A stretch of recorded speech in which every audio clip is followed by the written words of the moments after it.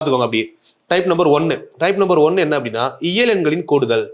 பொறுமையா தெளிவா எழுதிக்கோங்க. ரிவிஷனுக்கு இந்த நோட்டு தான் உங்களுக்கு யூஸ் ஆக போகுது. இதுக்கப்புறம் ரிவிஷனுக்கு நீங்க வேற எங்கேயும் போகக்கூடாது. இயல் எண்களின் கூடுதல் அப்படின்னு ஹெட்டிங் போட்டுக்கோங்க. First type.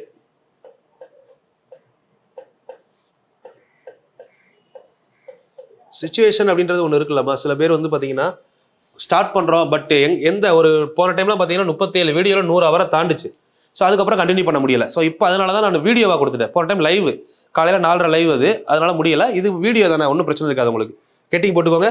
இயல் எண்களின் கூடுதல். இதில் நம்ம யூஸ் பண்ண வேண்டிய ஃபார்முலா வந்து பார்த்தீங்கன்னா டைப் 1ல் 1 + 2 + 3 etcetera to n = n × n + 1/2 இந்த ஃபார்முலா தான் யூஸ் பண்ண போகிறோம். சரிங்களா? இதில் எத்தனை மாடல் இருக்குது அப்படின்னா 2 மாடல் இருக்குது. Model number 1 first question type 1 1 + 2 + 3 etcetera to 10.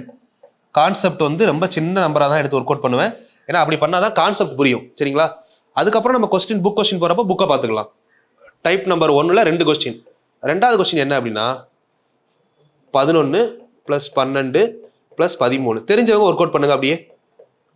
Etcetera to 20. இதை முடிக்கிறப்ப உங்களுக்கு கண்டிப்பாக ஹோம்ஒர்க் கொடுக்குறேன். சரிங்களா? மறக்காம ஹோம்ஒர்க்கு கீழே ஆன்சர் பண்ணுங்க.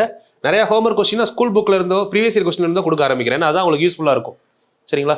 என்ன கொஸ்டின் அப்படிங்கிறத முதல் பாருங்க. 1ல இருந்து ஆரம்பிச்சு 10 வரை இருக்கு. சரிங்களா?